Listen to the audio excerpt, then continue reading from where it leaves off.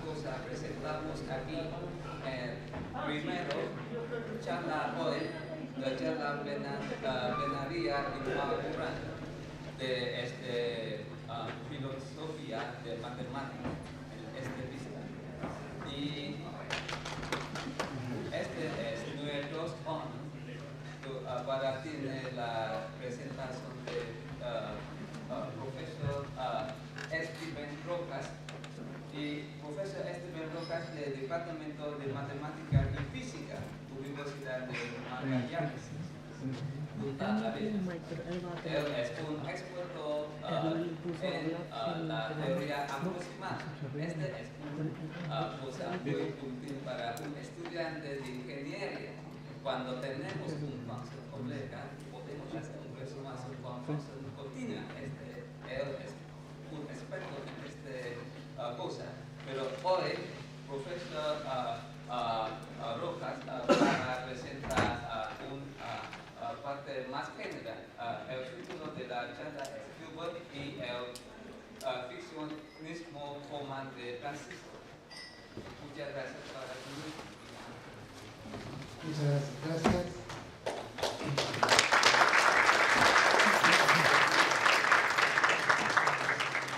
Muy buenas tardes. Mi nombre es Esteban Rojas, vengo de la Universidad de Magallanes. Primeramente quisiera agradecer al comité organizador por haberme invitado y estar acá con ustedes para compartir uno de los temas que yo creo que es de mucho interés para cualquiera que quiera desempeñarse en el ámbito de las matemáticas, que es el hecho de hacer por lo menos algún intento de definir lo que es la matemática. Y fíjense que en un departamento de matemáticas de estas universidades que están rankeadas entre las 500 del mundo, se le preguntó a los académicos sobre qué es la matemática, y como era de esperar, cada una de las personas que fueron entrevistadas tenían distintas definiciones o ideas, muchas veces contradictorias entre ellos, de lo que es la matemática. Por lo tanto, nosotros adolecemos en nuestra disciplina de una definición así precisa, ¿no? Por lo tanto, yo vengo ahora acá a contarles cómo desde la filosofía científica podemos tener una aproximación a esa definición, sobre todo en las matemáticas contemporáneas. Y para ello, bueno, vamos a empezar haciendo un poquito de historia, ¿no? Voy a hablar del personaje central en el siglo XX y que lavó el cerebro de todos los matemáticos. Uno puede decir de que hay una matemática antes de Hilbert y una matemática después de Hilbert, y hasta este momento nosotros practicamos, los matemáticos, el formalismo matemático. Voy a dar una base filosófica para la cual tengo una propuesta que he llamado ficcionismo formal de tránsito. Ya vamos a ver de qué se trata. Vamos a establecer algunas propiedades emergentes de nuestra definición de matemática. Vamos a establecer una construcción filosófica, por lo tanto, en base a la filosofía científica. Y finalmente vamos a ver el tema del hacer matemático. Voy a dar un ejemplo concreto en donde se va a establecer que lo que vamos hoy día a contar se establece, se cumple en la investigación y en el desarrollo propio de las matemáticas. Entonces, bueno, vamos a empezar con el señor David Hilbert. David Hilbert, miren, afirmaba de que toda disciplina matemática atraviesa por tres etapas. La etapa ingenua, que es una etapa previa al, digamos, que llegó hasta el inicio del siglo XX incluso, pero que según él no había una fundamentación formal de las matemáticas. Es una etapa ingenua, incluso la misma teoría de conjuntos antes de Cantor se le llama la teoría de conjuntos ingenua. Y también una etapa formal, que es la que él instaura, y habla también de una etapa de crítica. La etapa crítica, miren, aunque parezca un poco anecdótico, hasta ahora no estamos queriendo llegar hacia eso. Otra cosa importante que quiero resaltar de Hilbert es la siguiente frase que ha permitido de que las matemáticas con el formalismo se desarrollen como nunca antes en la historia. Él decía que queremos investigar cuidadosamente, siempre que exista la mayor perspectiva de éxito. Miren, hay que subrayar bien eso, porque justamente eso es lo que hacen los matemáticos hasta el día de hoy, ¿no? Las construcciones conceptuales y formas de inferencia fructíferas y cultivadas, afianzadas y hacerlas susceptibles de aplicación dentro de la propia matemática o fuera de las matemáticas también. Por lo tanto, él Alburaba era muy optimista, ¿no? Él decía, cualquier problema que nos planteemos tenemos que resolverlo. O sea, si sabemos, sabremos, decía él, ¿no? Entonces, es una frase que quedó muy fuerte y de tal forma que los matemáticos hasta el día de hoy la desarrollan todos los días, ¿no? Y finalmente, el paraíso que Cantor nos creó, nadie podrá expulsarnos. Eso es una frase muy famosa porque gracias al apoyo de Hilbert, la teoría de conjuntos logró asentarse en las matemáticas, permeabilizar todo el desarrollo matemático hasta el día de hoy. Podemos afirmar de que casi toda la matemática se basa en teoría de conjuntos, ¿no? Cosa que no era antes. A pesar que la idea de conjunto ya estaba desde la época de los elementos de Euclides, 300 años antes de Cristo ya había la idea de conjunto, ¿no? Después fue Riemann quien hizo de que esa idea sea central en su trabajo matemático, y finalmente Johannes Cantor ya estableció con más rigurosidad esa idea de conjunto. Pero bueno, pero lo único que faltaba para la idea de conjunto era un sistema formal. Entonces, pero veamos un poco la historia todavía de Hilbert. Lo que sucede es que la primera idea que tuvo Hilbert para generar el formalismo lo establece porque él se da cuenta de ciertos errores que tenía una de las obras más importantes que ha tenido las matemáticas, que son los elementos de Euclides. Ustedes sabrán, son 13 volúmenes que daban cuenta de todas las matemáticas de la época. Y habían varios errores que hoy día ya han sido, digamos, superados. Uno de ellos es, por ejemplo, que él intentaba definir todo, ¿no? Esto con la idea aristotélica de que todo conocimiento humano debería estar primero de partir de definiciones, axiomas, postulados, teoremas, etc.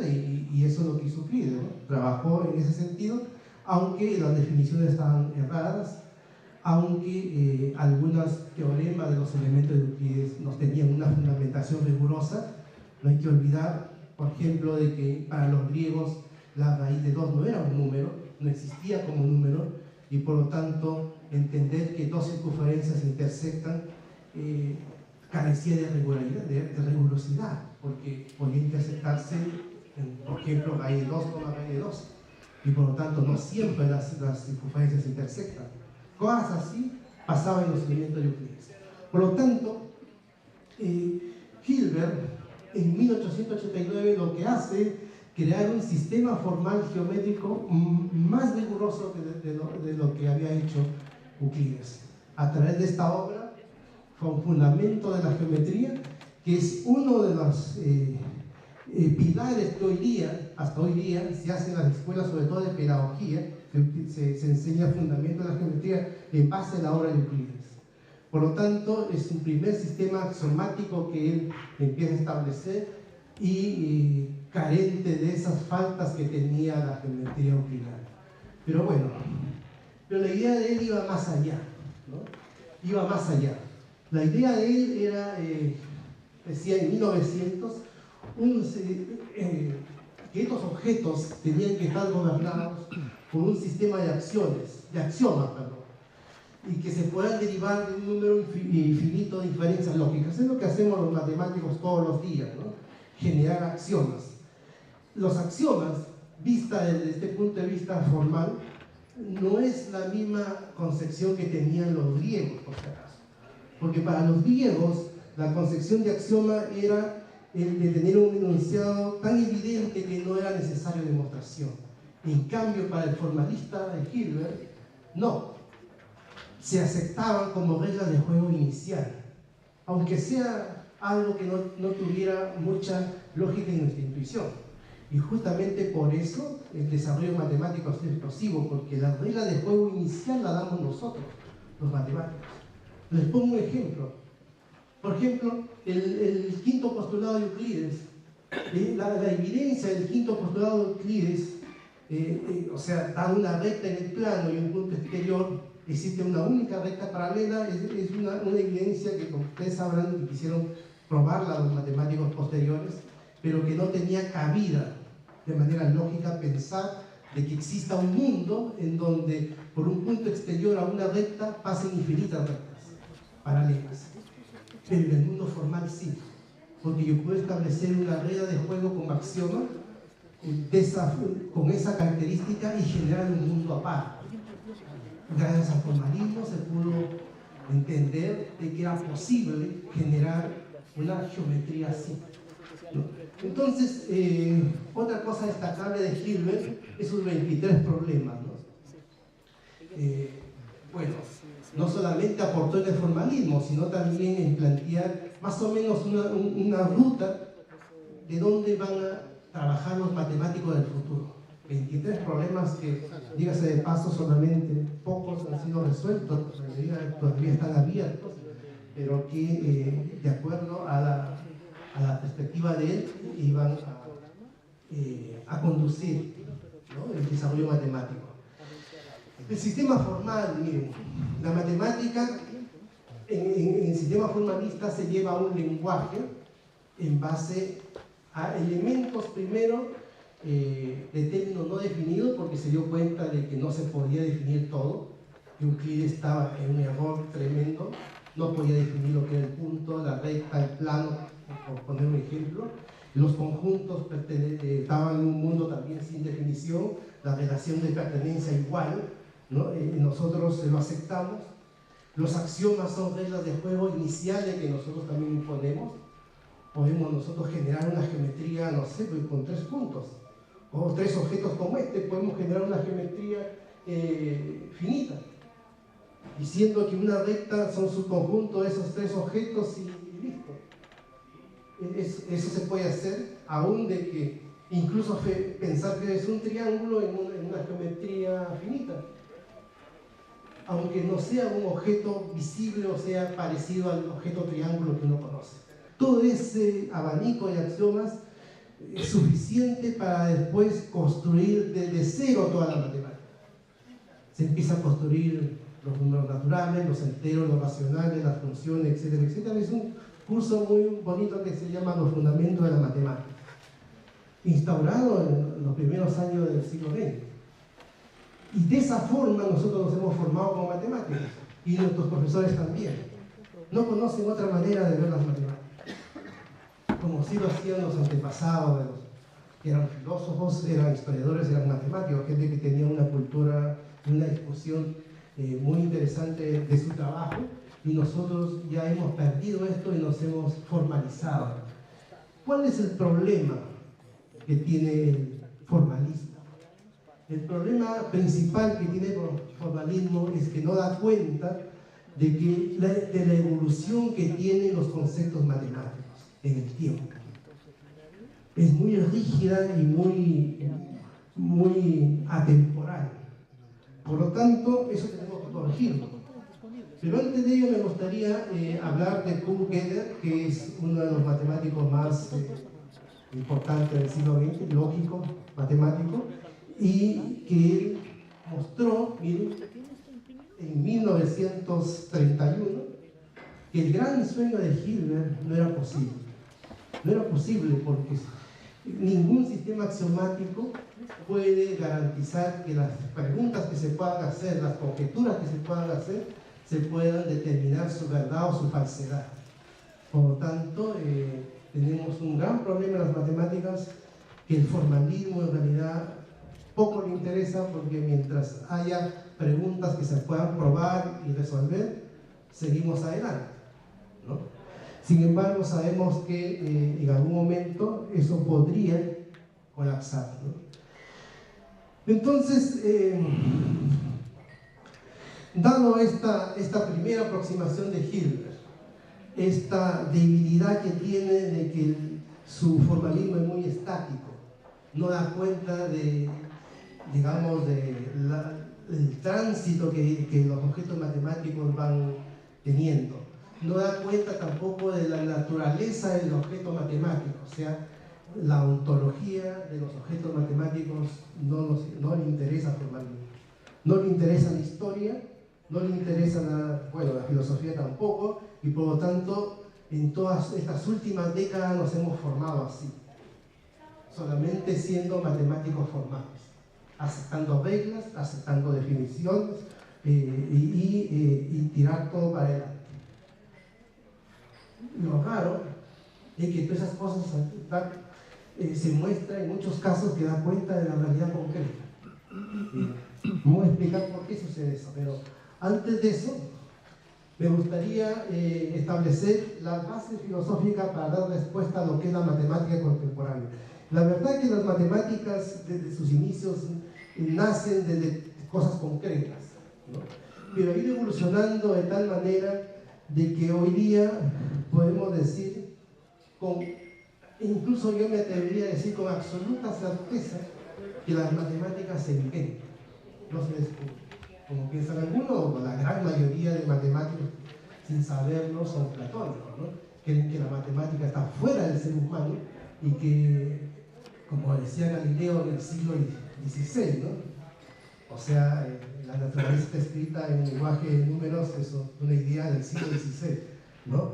Entonces, vamos a mostrar por qué eso no es cierto, pero para ello habría que decir que la nueva propuesta filosófica de este tema de las matemáticas se hace porque las escuelas clásicas de la filosofía y la matemática no dan cuenta en sí de las matemáticas contemporáneas, ni el intuicionismo, ni el logicismo que quiso reducir todas las matemáticas a P implica Q, ¿no? A la lógica, y el formalismo hemos visto que también tiene sus limitaciones. Por lo tanto, contemporáneamente hay posturas para esto, y nosotros hemos visto 4 corrientes filosóficas que la hemos estudiado y la hemos, desde el hacer de un matemático, le hemos dado respuesta a la pregunta ¿qué es la matemática? Uno de esos supuestos filosóficos es el ficcionismo moderado. El ficcionismo es una corriente filosófica que va más allá de las matemáticas y donde se piensa de que el ser humano inventa a través de ficciones, ¿no? Nosotros, por ejemplo, hemos inventado casi todo, menos las montañas, el sol, eso no lo hemos inventado, pero la política lo hemos inventado, el dinero es una invención humana, ¿no? Los objetos matemáticos podrían ser también una invención humana, una ficción, pero no cualquier ficción, obviamente, ¿no? Porque, por ejemplo, si uno piensa en la obra del Quijote de la Mancha, por decir, es también una ficción humana, pero no es un objeto matemático. Sin embargo, de acuerdo a esta teoría ficcionaria, moderada en el sentido de que para ser considerado un objeto matemático tiene que estar gobernada a través de un sistema formal, ¿no? Si el Quijote de la Mancha nosotros lo depuramos y le adaptamos un sistema formal, o sea, un conjunto de axiomas, ¿no? Lo convertimos en matemático. Por eso que hoy día hasta la poesía se puede estudiar en términos matemáticos, por el formalismo. Entonces es posible, mediante este tipo de filosofía, que da cuenta del objeto matemático. ¿Qué naturaleza tiene? Es una ficción. Eso es la matemática. Y es una ficción que nace del cerebro de un matemático entrenado. Sin el cerebro matemático no existe matemática. Los libros, ¿qué serían si no hubiera cerebros entrenados? Serían hojas, serían objetos sin ningún significado. Por lo tanto, el cerebro humano de un matemático hay que incluir una definición, y vamos a ver ¿Qué otra base tenemos? La filosofía científica, que significa, de Gustavo Gomero, es una filosofía que, igual como la filosofía, digamos, normal, que trabaja en problemas como la ética, la moral, en este caso las matemáticas, pero con una componente científica, o sea, informado por la ciencia. Usa mucha matemática para dar respuesta a esto, se llama filosofía científica, y en ese sentido yo me voy a apoyar de estas ideas de la filosofía científica. La filosofía de tránsito del profesor Fernando Zalamea, que es un matemático colombiano, ¿no?, que tiene una visión un poco, digamos, que le da un poco más de vida a los objetos matemáticos, porque él habla también de tránsito, de evolución y de todas estas cosas que, digamos, observan el trabajo matemático a través del tiempo, pero él no habla de objetos formales. Tampoco no da cuenta de la naturaleza de los objetos formales. Aún más, él piensa que la pregunta ¿qué son los objetos matemáticos? Es una pregunta mal planteada, que no tiene sentido. O sea, pero nosotros vamos a rescatar algún elemento de su pensamiento, y como también de la llamada materialismo filosófico de Gustavo Bueno, que es un filósofo español, que también tiene una forma de mirar las matemáticas desde el hacer del matemático, pero desde afuera.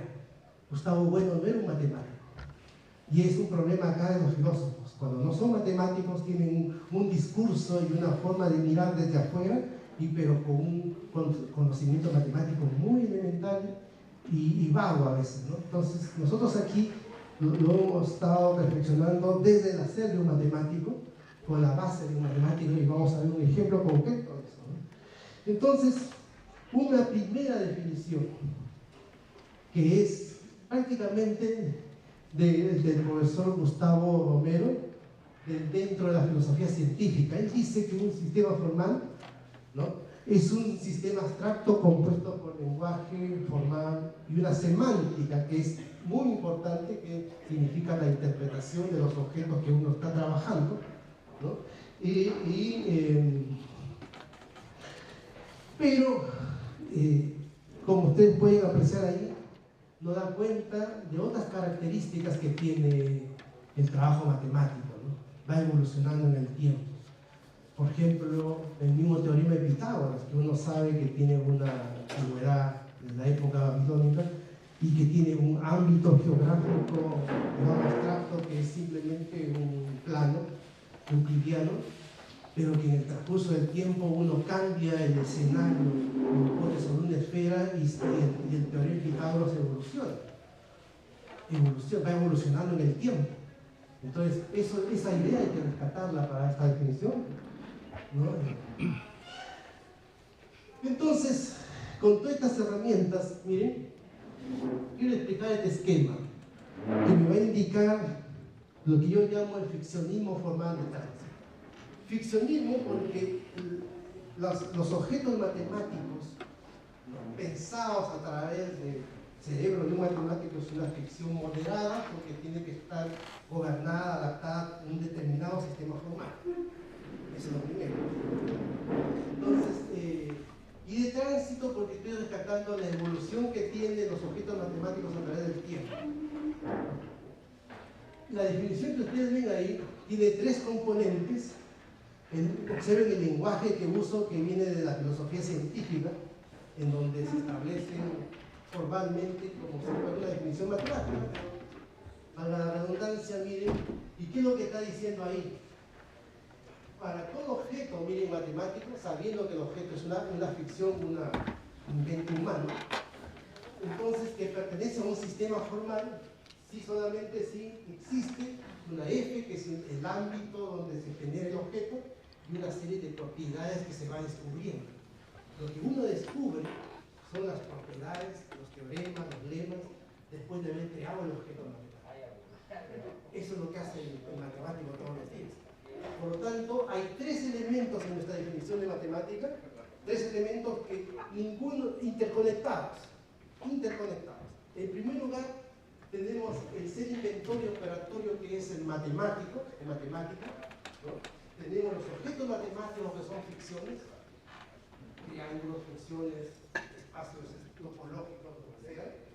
Tenemos un lenguaje formal y tenemos una herramienta que muchas veces no se considera, pero yo lo considero, que son los pictogramas, los papers, los objetos que nos ayudan a perennizar nuestra matemática. Bien, ¿qué pasaría si no hubiera los pictogramas y los papers? Tendríamos poco retenido en el cerebro, poco. Somos muy limitados nosotros los seres humanos, por lo tanto es necesario. Dentro del formalismo, los papers, los diagramas no cuentan. Incluso la misma escuela de Hitler hablaba de que se puede hacer geometría sin ningún gráfico, no es necesario el gráfico. Todos los sistemas formales deductivos, nada más, no necesitamos gráfico. Basta ver un libro de los franceses, por ejemplo, y uno observa ahí que tratan de eliminar el gráfico, pero en el trabajo en sí, cuando uno hace matemática, uno observa que está totalmente ligado a hacer notaciones, gráficos y todas esas cosas, o sea, es necesario. Por lo tanto, tiene que estar dentro de nuestra definición de matemática. Si le quitamos el ser inventor, por ejemplo, como ya les decía, ¿qué pasaría con esto? Pasaría que los libros de matemática fueran papeles, fueran objetos, y tiene que ser un cerebro entrenado. No es cualquier cerebro también que puede interpretar las matemáticas, ¿no? Si quitamos los objetos matemáticos, obviamente no hay matemática. Por lo tanto, hay una tripleta que interactúa constantemente alrededor del ser operatorio que es el matemático. Él es el que crea, él es el que inventa el objeto, él es el que deduce cosas y después descubre propiedades y todo lo que el trabajo matemático da, pero siempre ampliando su riqueza conceptual. Puede interconectar con otros objetos matemáticos, puede hacer que las matemáticas sean estratificadas también, un objeto tras otro objeto, así incluso están estructurados los conjuntos, ¿no? Entonces ese trabajo lo hace un ser humano, de cambio, ¿no? Entonces nosotros no queremos que la matemática sea un lenguaje universal, está ligado especialmente a nosotros. Entonces, esta es la definición. ¿Qué trae como consecuencia esto? Bueno, primero, ontológicamente los objetos son ficciones moderadas, no son cosas que están fuera del ser humano, somos nosotros los que los inventamos y después podemos observar patrones fuera y asociamos con las cosas que pensamos acá. Eso ya lo voy a explicar más adelante bien. El sistema formal es transitorio porque tiende a una estabilidad. Al final las teorías se van consolidando en el tiempo. Al principio nacen como cosas con ideas simplemente y después de a poco, a través del tiempo, se va solidificando toda la teoría hasta convertirse en algo ya más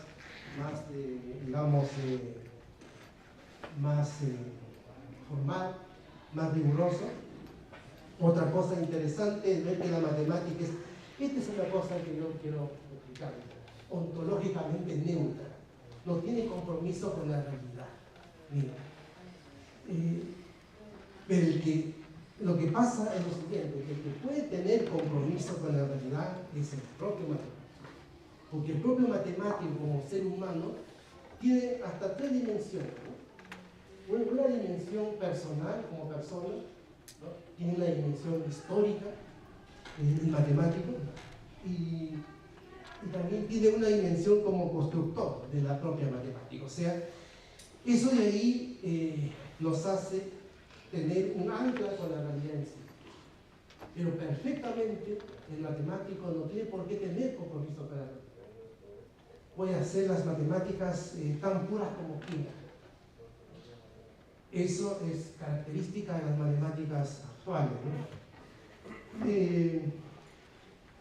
Se puede desarrollar desde dentro de las matemáticas, como ha pasado muchas veces en la historia, como también se puede desarrollar desde afuera, teniendo problemas reales. Las hortícolas es un ejemplo concreto de eso, como el problema de la ingeniería puede después establecerse sistemas formales y toda una teoría rigurosa de las matemáticas, ¿no? Y empieza a crecer la matemática a través de eso. Otra cosa importante es que las matemáticas y los objetos matemáticos se adecúan y empiezan a tener una especie de vida siempre y cuando el ser inventor genere un cierto compromiso con la realidad. Entonces, cuando él tiene un compromiso con la realidad, lo que hace para resolver un problema ya concreto y real es mirar todo lo que él conoce como matemático, todos los objetos matemáticos que son idealizados y gobernados por un sistema formal, mirar el problema concreto. El problema concreto, la realidad es mucho más compleja que las matemáticas. Nosotros en nuestro lenguaje matemático simplemente hacemos cosas bastante simples, somos precisos, rigurosos, pero simples. Todo no puede ser expresado en términos matemáticos. Por ejemplo, los sentimientos, el amor, el cariño, eso no se puede establecer en términos matemáticos. En cosas reales, lo que hace el ingeniero matemático es simplificar el problema, idealizar el problema y conectarlo con los objetos matemáticos. Eso es lo que hace. Lo conecta de alguna manera. Entonces, y ahí transforma una cosa real en un objeto matemático que puede contribuir en el hacer, puede contribuir a generar nuevos conceptos matemáticos, nuevos objetos matemáticos, puede hacerlo. Como que no, también. Y por lo tanto se convierte solamente en un usuario de las matemáticas. Entonces, tener mucho cuidado cuando uno dice soy un matemático, ¿no? O uno es un usuario de las matemáticas, o realmente uno genera nuevos teoremas y contribuye al conocimiento matemático. Así que eso aquí, en esta definición lo estamos estableciendo desde el inicio, ¿no? Entonces hay cierta plasticidad de los objetos matemáticos, porque el propio matemático lo establece así, ¿no? Ahora, la definición que estamos proponiendo ahora, teniendo en cuenta toda esta base filosófica y cómo está desarrollándose las matemáticas contemporáneas, se las acabo de escribir ahí. La matemática es un conjunto de sistemas formales, estratificados, interconectados, que gobiernan a objetos, ficciones ontológicamente neutras, son inventados y operados por seres humanos. Eso es lo que es la matemática. Vamos a dar un ejemplo concreto de cómo esto cobra sentido. Ahora, en cada proceso lineal y de interconexión entre objetos y sistemas, el matemático amplía la riqueza conceptual.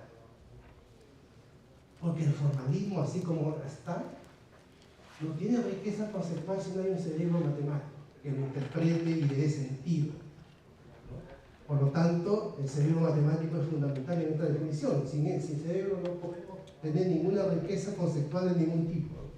Por lo tanto, no es solamente sistema formal la matemática.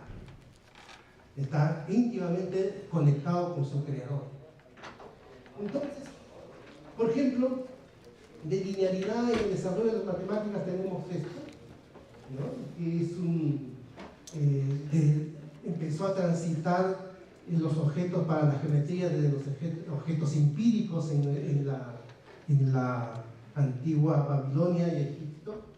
No hay evidencia de que ellos tendrían alguna reflexión filosófica sobre los objetos que ellos manejaban. Sin embargo, a través de la cultura griega empezamos a obtener los primeros objetos formales a través de una axiomática que todo el mundo conocemos de Euclides, errada, lo que sea, pero es el primer sistema formal que tenemos, y transitar después con el tiempo, gracias a Hilbert, ya a fines del siglo XIX, a una geometría neutral, que significó solamente establecer los elementos básicos para considerar una geometría. Y de ahí nazca la geometría euclidiana, por un lado, si es que el axioma de las paralelas lo acepta, y si no la acepta pasa a tener otro tipo de mundo, otra geometría euclidiana. O sea, ahí tenemos un ejemplo lineal de desarrollo matemático. Y otro ejemplo, vamos a ir viendo de que el matemático inventa los objetos dentro de un sistema formal, ya lo hemos dicho, y en la matemática contemporánea. Los objetos que crean los matemáticos están en permanente tránsito y evolución, formando redes estratificadas de interpretación conceptual.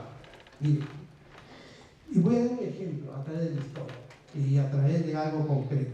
¿Qué quiero decir? Que están en permanente tránsito y evolución a través del tiempo.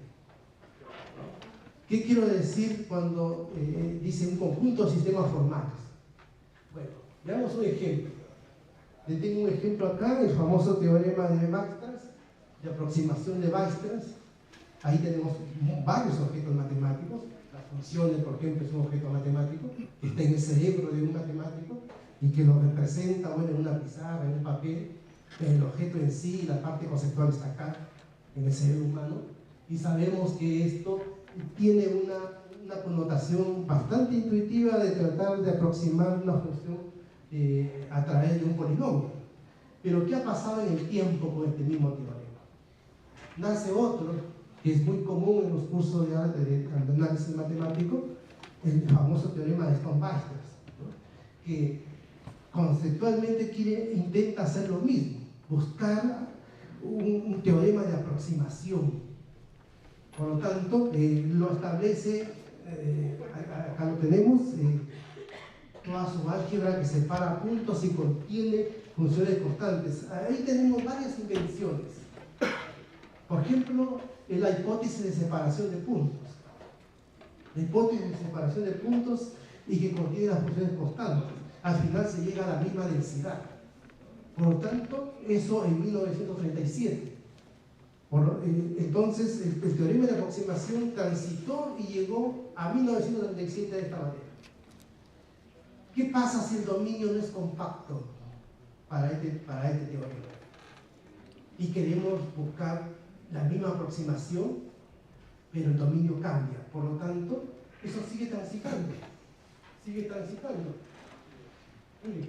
Sigue transitando. Hay otro resultado matemático en donde ya el X no es compacto, entonces, pero que establece, miren lo que está diciendo ahí, que si tienen los mismos supuestos, separación de puntos y funciones continuas, y contiene las funciones continuas, ya no se establece la densidad de manera, entonces, pero necesitamos por lo tanto inventar y ampliar esa hipótesis con otros objetos para que se establezca la densidad, y eso se logra, ¿no? Se inventa conceptos, se inventa algo similar conceptualmente, pero en otro ámbito, en otra región ya de las matemáticas, completamente separable, separa completamente conjuntos de B, que son formas ya más generalizadas de ver el hecho de separación de puntos o que contenga las funciones continuas constantes, ¿no? Entonces empieza a ampliar la riqueza conceptual de este objeto. Ahora, ¿qué sucede si X es para compacto, por ejemplo? ¿Se dan cuenta cómo se empieza a conjeturar y empieza a evolucionar el teorema de Weierstrass en el tiempo? Entonces, si eso sucede, si es para compacto, localmente compacto, entonces también empieza a evolucionar y transitar y tener un resultado similar de aproximación. Por lo tanto, todos estos inventos que hace el matemático van desarrollándose a través del tiempo y van evolucionando hasta llegar a una estabilidad, como decíamos hace un instante. ¿Dónde está la interconexión? Veamos otros temas donde sí se interconecta la matemática y se interconecta, ¿sí? Sí, discúlpeme, para ver si voy entendiendo bien. Usted se refiere con un proceso de transición a que a partir de que se demuestra un cierto teorema, van apareciendo cada vez más trabajos intentando ampliarlo, generalizarlo más. De tránsito. Claro. Tránsito. Y a lo mejor incluso, imagino que también aplicarlo a otras partes de la matemática. Sí, por supuesto. Ahí vamos a hablar cómo se puede interconectar con otros sistemas formales de la matemática. Se puede interconectar, ampliando la riqueza conceptual ya de las cosas iniciales. Claro, por supuesto. Por ejemplo, acá en topología algebraica, nosotros vemos conexiones formales, ¿no? Sucesiones de espacios topológicos, sucesiones de homologías y juntores que aparecen ahí, y empieza la interconexión. Eso es lo que hace el matemático ¿no? Por eso hablamos de que se generan redes conceptuales. Otros temas de conexión, tenemos estos famosos teoremas, ¿no? Cuando uno empieza a ver cómo se demostró, por ejemplo, el último teorema de Fermat, ¿no? Significa un problema bastante simple de entender, pero conectado con una serie de matemática contemporánea para lograr ese objetivo. Se interconectan los sistemas formales. Va evolucionando y incluso se puede interconectar entre ellos. Entonces, y finalmente yo quisiera mirar este problema, el famoso problema de Collar, en donde igual bastante sencillo de entender, digamos, esta conjetura, en donde a través de cierto algoritmo realmente se recae en un bucle 1, 4, 2, y acá doy un ejemplo para n igual a 11. Se dice que si es par se reduce a la mitad, y si no es par entonces se multiplica por 3 y suma 1. Por ejemplo, 11, como es un par, entonces por 3 más 1, 34, y así. 34 es par, va a 17, 17 es impar, multiplico por 3, sumo 1, da 52, y así. Con ese algoritmo voy llegando, finalmente se dice que llega a siempre 4, 2, 1, 4, 2, 1, o sea, se convierte en un bucle. Esa es una conjetura que no está resuelto, pero que Terence Tao, famoso matemático, probó de que es casi en todos los números. No lo ha probado completamente, pero usando qué cosa. Para eso, por esto puse este ejemplo. Usando sistemas formales de distintos ámbitos. Teoría y grafos, por ejemplo, estadística de población, una serie de elementos que van interconectándose. Entonces, si algo podemos hablar de la belleza matemática, lo tenemos ahí. Y otra cosa importante, la matemática, así como lo estamos mirando, no es ni bella, ni bonita, ni fea, ni nada. Somos nosotros los que valoramos a la creación que hemos hecho. Nosotros, de acuerdo a nuestra percepción, a nuestro criterio, podemos decir si es bonita, fea, entretenida la matemática. Hay una famosa fórmula, ¿no? E a la pi más 1 igual 0, que dicen que es la más bella. Eso es bastante discutible, porque depende de quién valore eso, ¿no? Generalmente los seres humanos valoramos la recursividad, valoramos que las cosas se vayan repitiendo, esas cosas, pero no todo. O sea, el tema de belleza de las cosas es un tema bastante relativo al ser humano que valora, ¿no? La matemática tendrá ética, moral, qué sé yo, tampoco. Lo tiene la persona que hace las matemáticas. Entonces, eso quería contarles sobre esta propuesta filosófica de las matemáticas contemporáneas. Yo creo que es suficiente. Muchas gracias por escucharme. ¿Tienen alguna pregunta? ¿Alguna pregunta?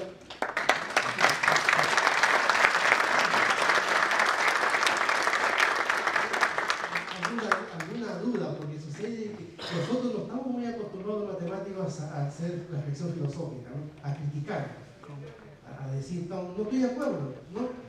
Pero mucho cuidado, cuando uno en matemática o en filosofía científica quiere cuestionar algo, tiene que probarlo como si fuera un teorema. Y si no está de acuerdo, tiene que darme un contraejemplo. Así, de esa manera. Si me da un contraejemplo que me diga, ¿sabe qué, profesor? Usted está errado porque con este ejemplo no se adapta a su definición. Ahí estamos muy importantes. Si no, respecto a las etapas que tienen las matemáticas, si lo hacemos por las diversas interpretaciones que dan los griegos, después pasamos al formalismo de Hilbert y estamos en una transición, intentando llegar a la transición a la crítica. ¿Cómo se pasaría, o es totalmente impredecible, el tránsito de una etapa a otra? ¿Cómo se describe ese proceso? a ver, mira, interesante tu pregunta. En la matemática, hasta este momento tenemos 4 revoluciones. La primera es la revolución griega. El primer sistema formal, aunque errado o lo que sea, pero lo primero era una matemática estática. No daba cuenta del movimiento por razones filosóficas de los griegos, que pensaban que no se podía estudiar la cantidad en sí. Segunda etapa de, digamos, revolución matemática viene en el siglo XVII-XVIII con Newton, Leibniz y la invención del cálculo, donde establece ya una manera de dar cuenta del movimiento, en este caso planetario. Tercera etapa de las matemáticas lo tenemos en la mitad del siglo XIX, en donde se agotaron una serie de técnicas algebraicas para solucionar ecuaciones de tercer grado, de cuarto grado, ¿no? Nace la geometría euclidiana, empieza a hablarse de teoría de Galois y de grupos, ¿no? O sea, generando una nueva forma de trabajo matemático. Tercera. Y la cuarta, tenemos el formalismo matemático, de Hill. Todavía no hemos llegado a la quinta, pero los cambios se dan porque de manera audaz cambiamos nuestra visión de nuestro trabajo matemático. Por ejemplo, antes de Hilbert trabajar en matemáticas significaba, ustedes pueden leer los artículos de investigación de Euler, de Newton, y van a encontrar una característica de escritura y de trabajo mezclado entre matemática y filosofía. Bastante trabajo filosófico e incluso historia. Eso cambió y nos hemos adaptado nosotros hoy día al estilo Hilbert, a simplificarlo todo, a hacerlo más riguroso, eliminamos historia, todo y nos centramos en lo que nos compete, que es seguir desarrollando la semántica. Entonces ahí tenemos, todavía no se sabe la quinta cuándo será. Y el desarrollo de herramientas computacionales, por ejemplo, de que quizá pasemos de hacer las matemáticas completamente nosotros o sea, seamos más bien como una base interpretativa de datos para ya que la siguiente etapa de esa matemática la haga la computadora. Mira, las herramientas computacionales han llegado a nosotros para ahorrarnos mucho trabajo de cálculo, incluso gráfico. Es como una extensión de nuestro cerebro, las computadoras. Pero una computadora no es capaz de pensar como lo hace un humano. Por más que haya inteligencia artificial hoy día, etcétera, etcétera, se sabe, pero no es capaz de hacer eso, ¿no? O sea, por lo tanto, el trabajo matemático, por lo menos el que yo veo de los matemáticos, lápiz y papel y cerebro. Que la computadora ayuda, pues, obviamente, ¿no? Ayudar y de esa ayuda podría generar algún sistema formal para aumentar el conocimiento matemático. Eso sucede, es una ayuda, pero nada más. No veo posibilidad de que en algún momento las máquinas que se no puedan gobernar nada de eso. ¿Verdad? Así que eso, no sé si tuvieran alguna otra pregunta, ¿sí? Profesor, excelente conferencia la que acaba de brindarnos. Yo tengo una conjetura, quizá puede sonar media como, no sé si como muy, como la obra de Julio Verne, así como media, ahí se me olvidó la palabra. Pero en buena cuenta la matemática va y viene. ¿Qué quiero decir? Que esto muchas veces uno crea matemáticas, pero a la vez como que retorna en sentido de a través de la evolución del sistema nervioso central, a través del crecimiento humano. ¿Qué quiero decir con esto? En la modulación del sistema nervioso central y la generación de vaina para generar la conexión axón-dendrita. No sé si esto que acabo de postular es como fuera de lugar. La verdad que no quise entender, pero lo que sí es cierto, miren, es lo siguiente, algo quizás relacionado con lo que está preguntando, es lo siguiente, dentro del trabajo matemático, miren, hay ciertos patrones y características. Por ejemplo, hay marcadamente un trabajo de lo local hacia lo global, ¿no? Hablamos a veces de convergencia puntual y después uniforme, o la geometría local y geometría global, que se... Y otro tema también es los haces que se establecen también en matemática, que es una especie de generar un fibrado en las matemáticas, ¿no? En cada punto generar un espacio, en cada punto generar un espacio. Y son cosas que bastante complejas, ¿no? Y difícil también de explicar y de entender. Y es por eso que hoy día, miren, ya no hay una filosofía de las matemáticas como era antes, ¿no? Intuicionismo, formalismo, ¿no? El logicismo, ¿no? Ahora ya no se puede abarcar todas las matemáticas para poder entender su desarrollo, cómo está yendo, pero sí hay trabajos de personas que hacen un seguimiento de los matemáticos grandes. Por ejemplo, Röntgen ha sido estudiado y ahí hay una serie de ideas de él y se puede establecer ciertos patrones de, digamos, de desarrollo de su trabajo. Vamos a ver que está adaptado completamente a esta definición, pero nada más.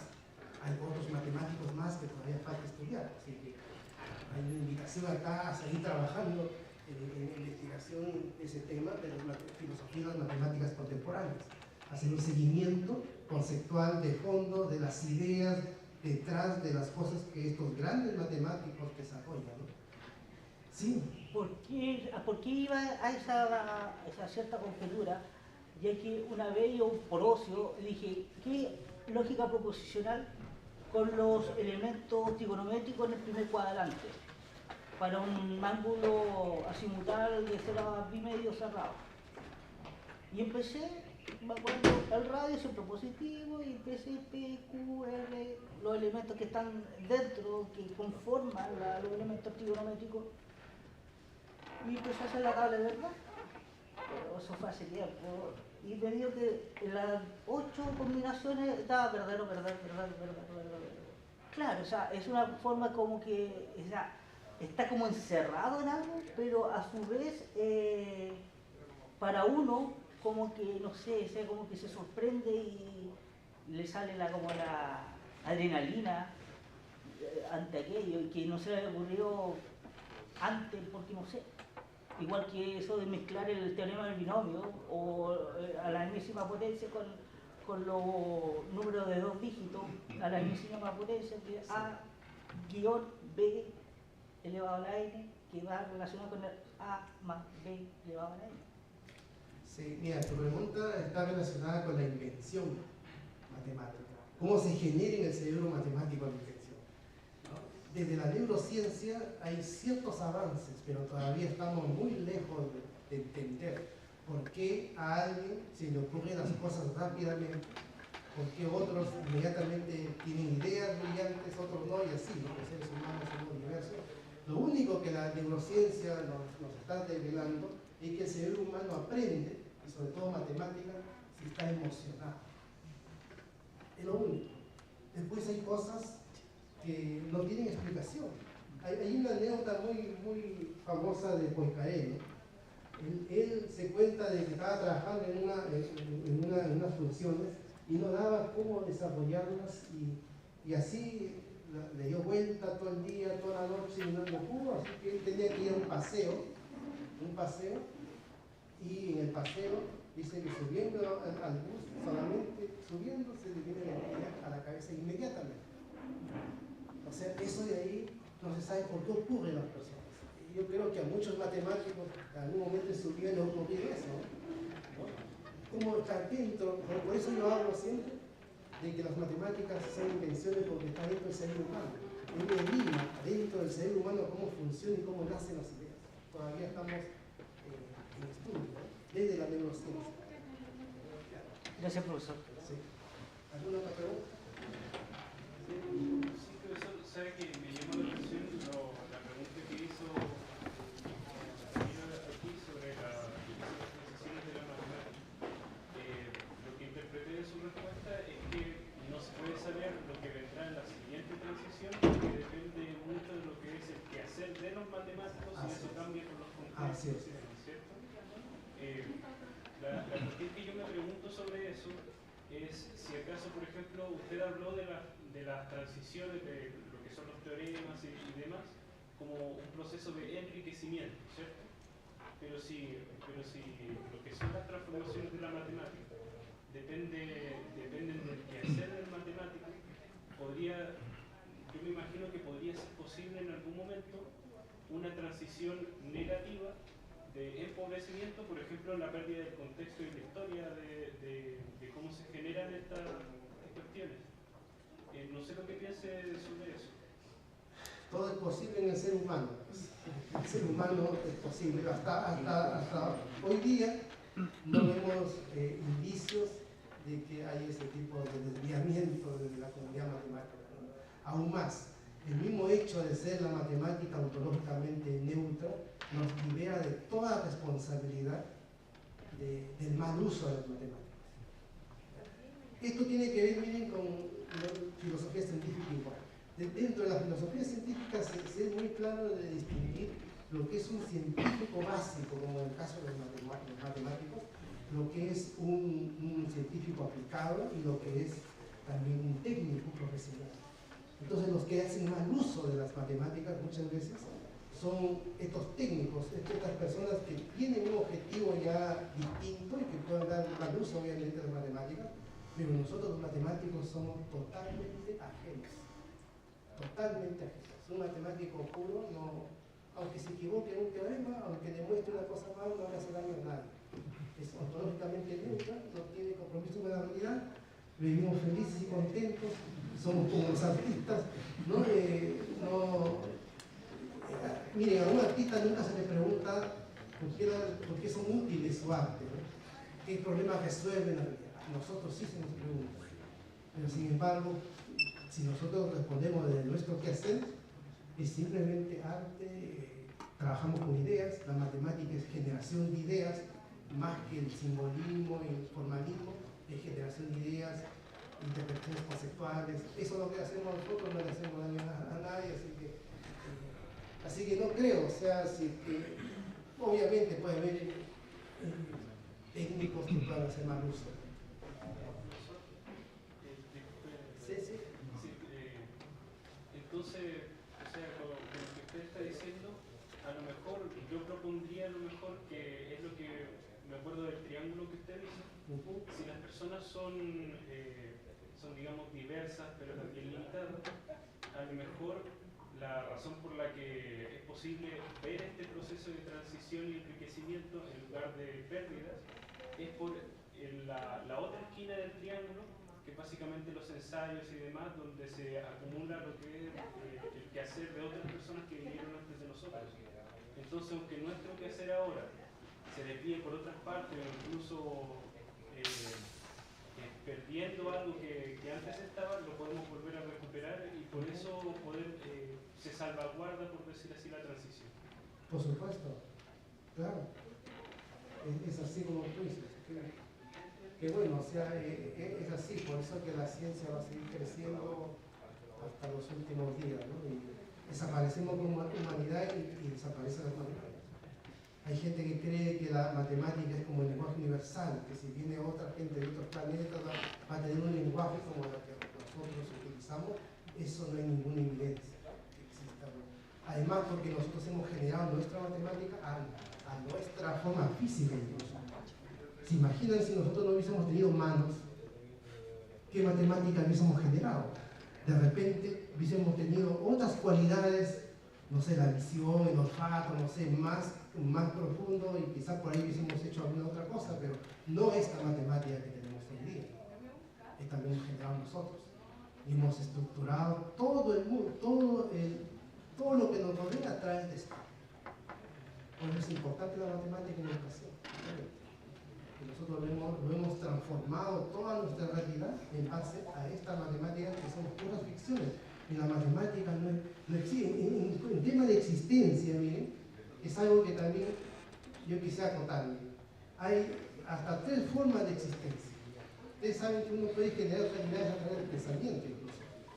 Una obra de arte es una realidad que se genera a través del pensamiento. Pero una forma de existencia es los objetos concretos, los que son perceptibles a través de nuestros sentidos. Es una forma de existencia, las montañas, el sol, la luna, etc. Pero hay otra forma de existencia que nosotros no lo percibimos, pero que sabemos que existe. Las ondas electromagnéticas, la gravedad, por ejemplo, sabemos que existe porque actúa con nosotros, interactúa con nosotros. Pero hay otra forma de existencia que son las ficciones, que no interactúan con nosotros. Claro, el Quijote de la Mancha, el triángulo, los números, ¿no? Por lo tanto, esta forma de existencia es la que nosotros hemos inventado y generado, las matemáticas. Así que de ese punto de vista existe, pero de manera mental, cognitiva en el ser humano. Todo lo demás que uno quiera saber de eso, habría que preguntar a la neurociencia, sobre todo en lo que es aprendizaje, cómo se generan las ideas y todas esas cosas, ¿no? Pero por lo menos aquí hemos dado una concepción precisa desde el hacer de un matemático, no de un filósofo. Si hubiera alguna otra pregunta. Sí. Yo tenía una pregunta. Quería saber si bajo la definición podemos seguir definiendo la matemática como ciencia, porque sentía que el ficcionismo moderado como que se aleja un A poco ver, de la cosa.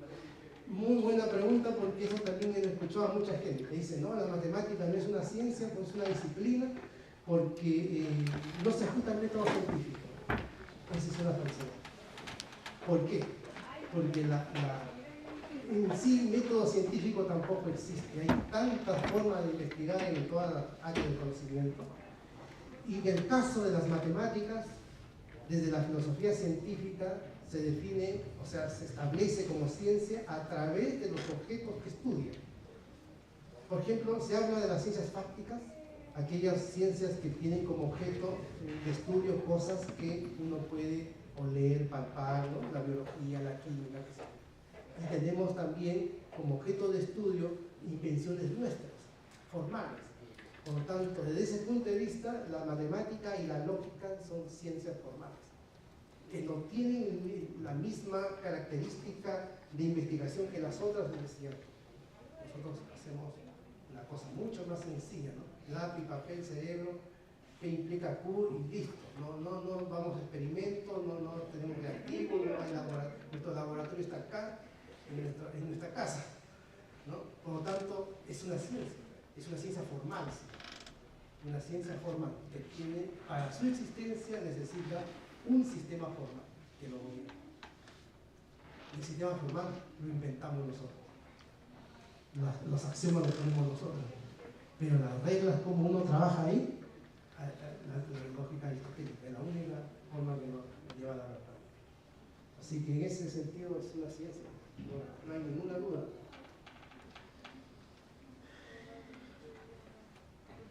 ¿Sí? ¿Tú tienes más preguntas? Hay harto que discutir, pero como le digo, no estamos acostumbrados a reflexionar desde nuestro quehacer. Nosotros matemáticos tenemos mucho que discutir, hartas preguntas. Si es una ficción, por ejemplo, ¿por qué da cuenta de la realidad? Es una pregunta lícita que se puede hacer. Ya lo hemos explicado. Es que el ser humano es parte de la realidad, de la naturaleza. Y un matemático es un ser humano, obviamente. Ahora, alguien puede decir por qué, no sé, pues los panales de las abejas están haciendo matemática, y eso es una fantasía que no tiene ningún sentido. Las abejas no hacen matemáticas, es producto de la evolución, de lo que hacen. Y nosotros los humanos que sabemos lo que es un hexágono, miramos y identificamos. Ah, ese es un hexágono. Y nosotros, después la abeja no tiene ni idea. Nada, o sea, la gente piensa que la matemática está afuera. Hacen un teorema y dicen, estoy explicando algo de la naturaleza, he descubierto algo de la naturaleza. No, eso es porque se olvida del mismo. Se olvida del mismo como matemático. Se olvida. Que uno tenga que tener algún indicio de afuera para hacer matemática, por supuesto. Tanta matemática que se hace. Pero mientras no haya teoremas, no haya lemas, no haya sistemas formales, eso no es matemática.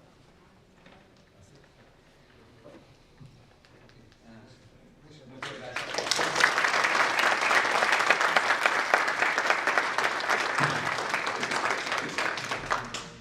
Una información antes que se termine la sala de parte de la organización. Hay un celular que alguien perdió seguramente, está aquí afuera en la sala en la mesita. Y la segunda información se refiere a la plenaria del doctor Giancarlo Ursúa, que en un principio está programada en esta sala, pero por razones de logística, él pidió que fuera en otro lugar, que va a ser en la facultad nuestra, en la Facultad de Ciencias Físicas y Matemáticas, donde todos ustedes llegaron al inicio. Ahí mismo en el primer piso está el auditorio Alamiro Robledo. En ese auditorio será entonces en la plenaria del doctor Giancarlo Ursula. Y a propósito de todas las cantidades de preguntas que surgieron, bueno, en una intervención cuando hablé en el acto inaugural, justamente lo que se pretende con estos congresos es que exista esta interacción. Y para no hacerlo tan larga, de repente están los pasillos, están los cafés, están los lugares donde se puede conversar y seguir las inquietudes que ellos presentan acá, allá. Seguro que van a seguir